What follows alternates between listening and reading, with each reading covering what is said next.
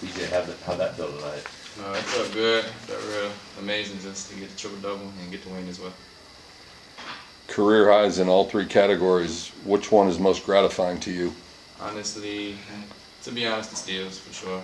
I mean, I'm a steals guy, but I've been working on my shot with Coach Enfield, so I knew I was going to be able to score a lot more points this year as well. But the assists, like my decision making, I think it's improved. Just learning from Boopie. So all three categories are just, I take all three. When you guys are playing that well together, does it feel like you both are elevating each other's games, like in game? I would definitely say yeah, because when one person is on and the other two not, we just keep giving that man the guy the ball.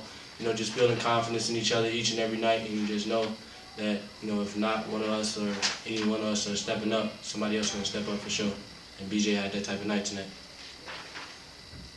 You guys had, I think, 13 as a team going into halftime, and you two were separated by 1. Does that turn into like a friendly competition?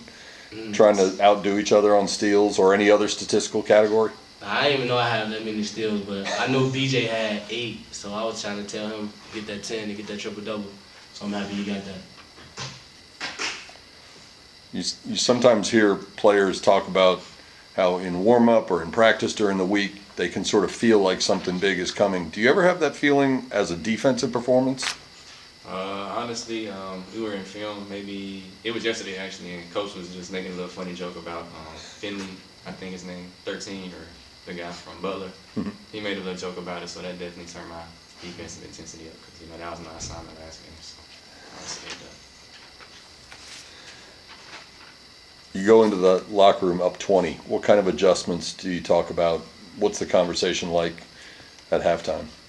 Stay on the pedal. Coach J came in there, just told us keep our foot on the pedal, keep our foot on the gas. Don't play around with these type teams because I think they came back versus a team. They was down 20 before, so just trying to be a mature group and just come out with that win. Coach Enfield talked about the 51 points off turnovers, 50 points in the paint. When you guys are getting those steals and getting out in transition, is that when you guys are maybe having the most fun out on the court? Yeah, I definitely would say that. We're looking for Jerron or Jermaine has a lot of bounce, so it's easy to throw in the alley-oop. Really can put it anywhere. But yeah, we definitely after we get that steal, we all just running, just trying to get those 2 points. You had 6 guys tonight in double figures, and was it 4 games in a row with at least 4 or 5 guys in double figures? 5. How important is that balance rather than relying on what you two or just a couple of guys to do the heavy lifting on the scoring? It's just all about team ball.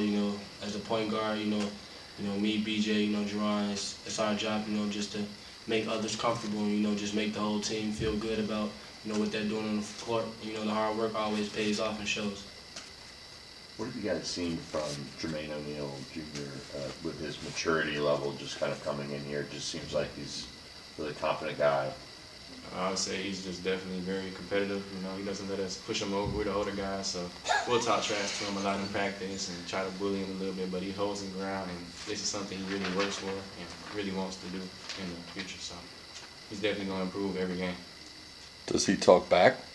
Yeah, he definitely do. I'll be trying to mess with him. He definitely talk back for sure.